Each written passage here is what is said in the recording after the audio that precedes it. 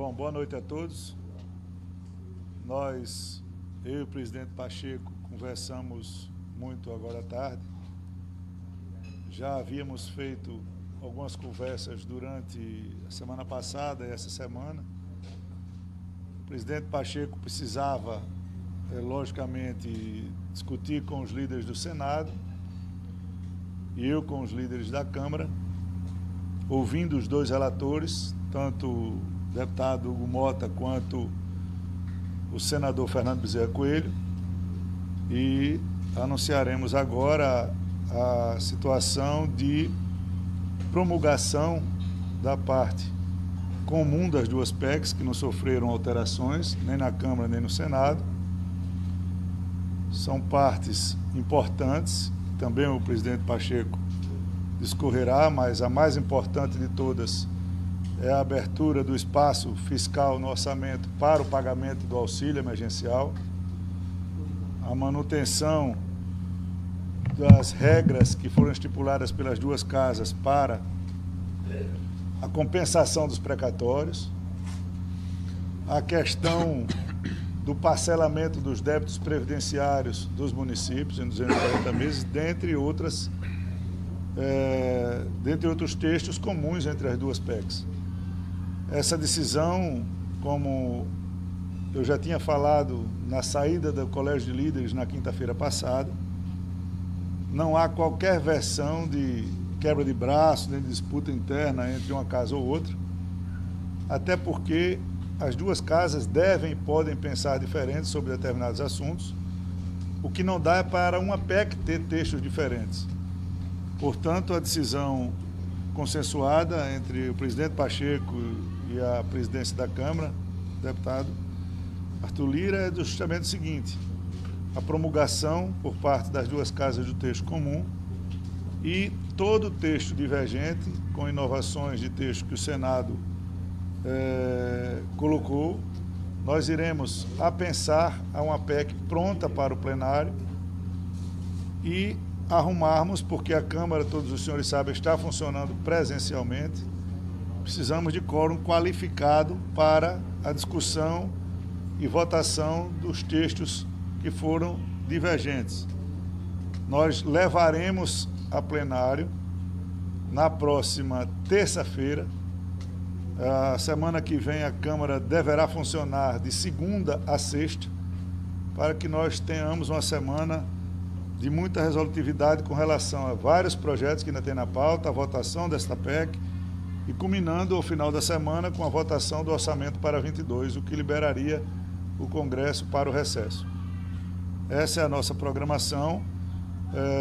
As questões de mérito elas serão discutidas pelas lideranças e nós teremos, de agora até a próxima terça-feira, de conversas em Brasília, para tentarmos alinhar o máximo de texto comum possível. Há um entendimento dos líderes da Câmara para avaliar com muita sensibilidade, como também eu acredito que o presidente Pacheco tenha a autonomia e responsabilidade dada pelos líderes do Senado, que confiam nessa pactuação.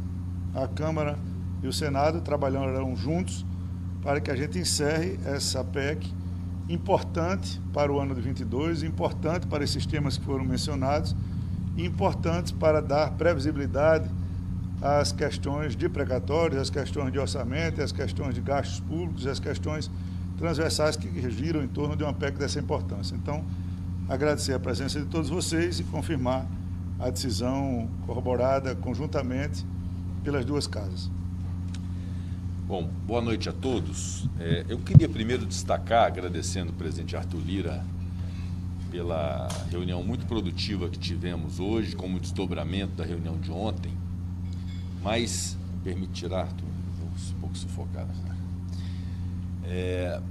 Um ponto importante de se destacar: o Senado Federal aprovou a PEC dos precatórios e teve uma ampla maioria de aprovação, muito fruto de um trabalho feito de consenso e de acordo pelo relator, com a presença da presidência, evidentemente, com o compromisso, obviamente, da apreciação pela Câmara daquilo de inovação que o Senado trouxe. Eu considero que o Senado proporcionou alterações que foram importantes, na minha concepção, até alterações que foram boas para o aprimoramento do texto da PEC dos precatórios, e caberá à Câmara avaliar cada uma dessas inovações com a independência que tem em relação ao mérito de cada uma delas. Mas houve de nossa parte, aí nas 2 reuniões de líderes que eu fiz ontem e hoje com os líderes do Senado, há uma unanimidade nos líderes do Senado, que é o senso de urgência da importância da implantação do Auxílio Brasil, do novo programa social que substituiu o Bolsa Família. Então, todos nós, obviamente, muito preocupados e ocupados de uma solução em relação à sustentação do programa social. Isso nos motivou a ter uma percepção e uma tolerância em relação a alternativas que tínhamos para dar sustentação ao programa social. E a alternativa que se apresentou mais viável, e aí de fato não houve unanimidade entre os líderes, mas uma ampla maioria dos líderes assim concordaram e delegaram a mim como presidente a elaboração desse acordo, foi a possibilidade de, nos textos da Câmara e do Senado, há pontos comuns. Então, evidentemente, já o pronunciamento de ambas as casas em relação a pontos comuns que convergem, que poderiam, então, ser promulgados. Mas, naturalmente, esta promulgação desses pontos comuns, uma emenda constitucional promulgada pelo trabalho das 2 casas, com a condição de que as inovações do Senado Federal possam ser apreciadas pela Câmara. E houve essa receptividade por parte do presidente Arthur Lira, que se comprometeu que essas inovações do Senado Federal serão apreciadas pela Câmara dos Deputados na próxima terça-feira, no plenário da Câmara dos Deputados, emendadas numa PEC que é possível já se apreciar no plenário da Casa. Com isso, nós conseguimos promulgar a parte comum, garantir a apreciação pela Câmara das inovações feitas pelo Senado Federal e resolvemos um problema que era unânime, comum das 2 casas de preocupação, que é dar sustentação ao Auxílio Brasil, ao programa social, que é muito importante ser implementado com essa sustentabilidade.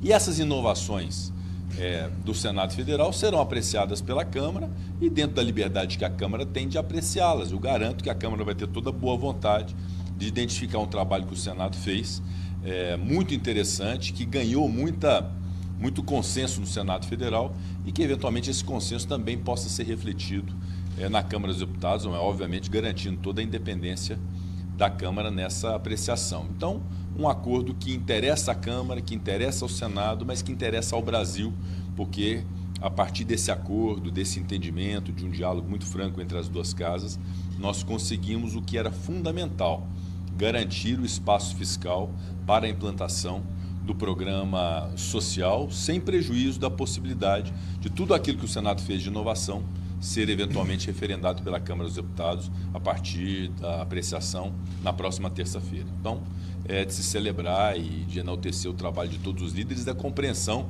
da maioria dos líderes do Senado da importância de um acordo dessa natureza e com absoluta e plena confiança na Câmara dos Deputados, no presidente Arthur Lira, em relação a esse acordo que foi celebrado. Por exemplo, aqui o João Roma e o Onix trabalhando aí no Auxílio Brasil de R$400. E por que 400? Não apenas seguiu a inflação, porque houve uma inflação acima dos 2 dígitos para os gêneros de primeira necessidade. E não podemos deixar essas pessoas para trás. É uma proposta, né, acolhida pela equipe econômica, por todos os ministros, humanitária acima de tudo.